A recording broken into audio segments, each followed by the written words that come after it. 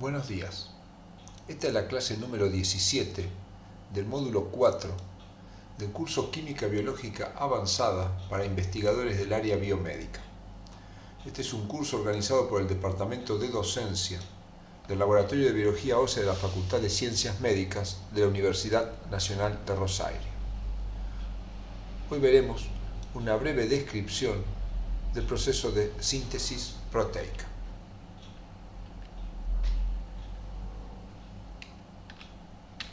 La síntesis proteica es un proceso por el cual, a partir de aminoácidos, información contenida en el RNA mensajero y la participación de los ribosomas, en el citoplasma se sintetizan las proteínas que van a cumplir todas las funciones dentro de un organismo vivo.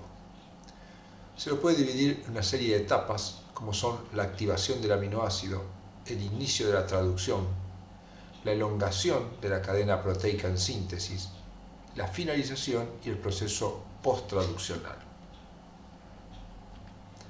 Veamos el mecanismo de activación. El aminoácido, como tal, no puede ser utilizado en la síntesis proteica y lo primero que tiene que ser es activado. Para ello se une una molécula de ATP, utilizando enzimas específicas para cada aminoácido que se conocen como aminoacil ARNT ligasa.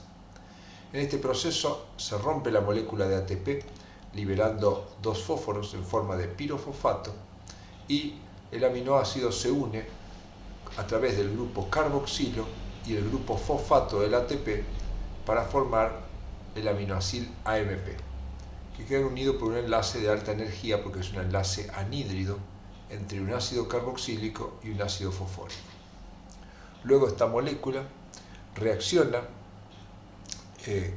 con el RNAT, uniéndose en el extremo 3', donde hay tres nucleótidos que tienen citosina, citosina y adenina. En el oxidrilo de posición 3 se les transfiere el aminoácido, quedando unido ahora por una unión de tipo éster. El carboxilo del aminoácido reacciona con el oxidrilo del ARNT, el ARN de transferencia, y se libera la molécula de AMP que será resintetizada a ATP. De ahora en adelante representaremos al aminoácido unido al ARN de transferencia a través de este esquema donde el aminoácido se encuentra en un círculo amarillo. Veamos una breve descripción del ribosoma. El ribosoma es una estructura, una organela no membranosa formada por dos subunidades que acá representamos en color celeste. Una subunidad menor que tiene una 40S de unidades de sedimentación, que es una medida de su tamaño, y la subunidad 60S, su unidad mayor. El ARN mensajero se ubica entre las dos subunidades. Lo podemos ver acá, está representando el ARN mensajero, acá tiene el cap o capuchón y acá tiene la estructura de poli A. En verde vemos el codón de iniciación y en rojo el codón de finalización. El ribosoma se ubica para el inicio de la traducción en el codón de iniciación. El ribosoma tiene dos partes que podemos representar para nuestra explicación, que son el sitio P, donde va a estar unido el péptido o la proteína, y el sitio A, donde van a ir ingresando los nuevos aminoácidos que se requieren para la síntesis. El aminoácido, como vimos, está unido al RNA de transferencia y cada aminoácido se une a un RNA de transferencia específico que tiene un anticodón que le corresponde según el código genético. Por lo tanto, el aminoácido que va a ir entrando para la síntesis de la proteína va a tener que coincidir su anticodón complementariamente con el codón del RNA mensajero. Acá vemos colocado el primer aminoácido en el sitio P y se produce un apareamiento. Como podemos ver, el codón que tenemos es AUG, por lo tanto el anticodón es TAC, que es complementario, de manera que se establezcan dos puentes de hidrógeno entre timina y adenina, o adenina y uracilo, que es lo equivalente, o tres puentes de hidrógeno entre citosina y guanina.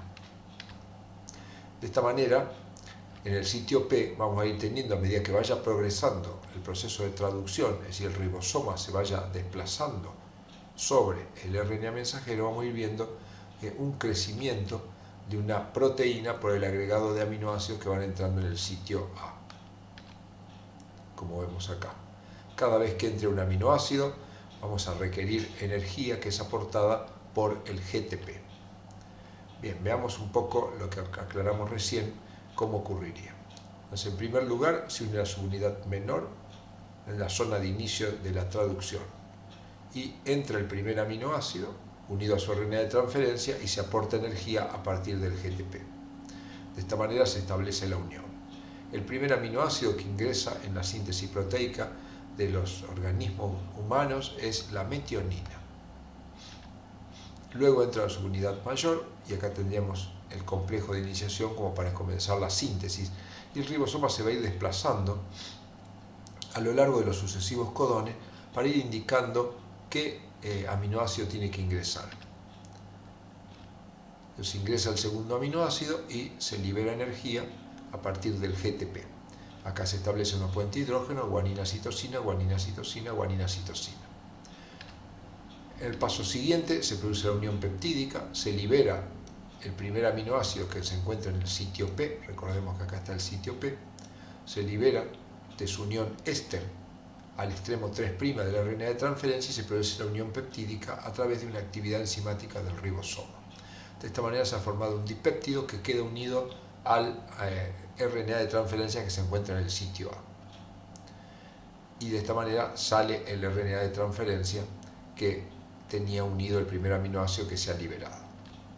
En el paso siguiente el ribosoma sufre la translocación, es decir, se corre al siguiente nucleótido, para eso utiliza energía proveniente del GTP y acaba a quedar libre en el sitio A un codón que es GCG, que traerá un nuevo RNA de transferencia, obviamente complementario. De esta manera van entrando los aminoácidos de acuerdo al código genético. Como que veníamos diciendo, esto continuará, ahora se producirá la unión peptídica entre este aminoácido y este, se liberará el enlace éster que tenía hecho al RNA de transferencia, saldrá este RNA de transferencia y tendremos ya ahora un tripéptido. De acá el proceso se va a repetir, el ribosoma se va a correr a la siguiente posición y así sucesivamente. Esto va a ocurrir hasta que lleguemos a una etapa final en la cual tenemos los aminoácidos unidos al RNA de transferencia que se encuentra en el sitio P y tenemos el codón de finalización. Acá no tenemos ningún RNA de transferencia que ingrese, por lo tanto lo que acá se va a producir es la hidrólisis del enlace y no se va a poder unir a nada. Entonces, cuando lleguemos acá finaliza la síntesis proteica, se separa la subunidad menor, se separa la subunidad mayor, ya acá se ha cortado el enlace, se libera el RNA de transferencia y nos queda la proteína sintetizada siguiendo el ordenamiento de codones que tenía el RNA mensajero y por lo tanto el gen que le dio origen. Veamos este proceso, un esquema de todo en conjunto. Acá tenemos el RNA mensajero con su codón de iniciación y acá tenemos la activación del aminoácido. El aminoácido se une al RNA de transferencia, se utiliza ATP y se forma el aminoacil RNAT. Ingresa a la subunidad menor, ingresa el aminoácido activado, que el primero va a ser metionina, utilizando GTP. Luego ingresa a la subunidad mayor, formándose el complejo de iniciación con el sitio P y el sitio A. De acá en adelante, utilizando GTP, entra el segundo aminoácido, se produce la formación de la unión peptídica, se une este aminoácido con este y se libera del RNA de transferencia que tenía el primer aminoácido. Utilizando GTP se produce la translocación, con lo cual el ribosoma se corre un triplete, en este caso hacia la derecha, hacia el extremo donde se encuentra el poliA, hacia el extremo 3'. Luego, con el ingreso de GTP y otro aminoácido, entra el tercer aminoácido y este proceso, que es la elongación, se va a repetir. Al haber entrado el tercer aminoácido, como vimos hoy, se produce la unión peptídica, se libera y el ribosoma se va a volver a traslocar.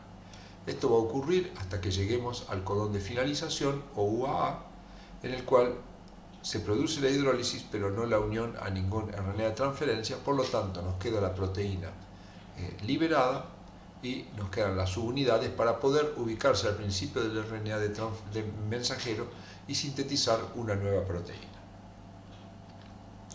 Una vez que la proteína se finalizó en su síntesis, puede tener, y habitualmente lo tiene, procesamientos posttraduccionales que consiste en modificar químicamente a la proteína haciendo diferentes cosas que simplemente vamos a enunciar.